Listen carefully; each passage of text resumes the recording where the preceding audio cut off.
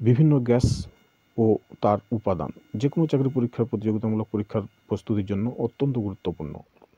Gas, water gas উপাদান carbon monoxide ও hydrogen. Producer gas nitrogen ও কার্বন মনোক্সাইড।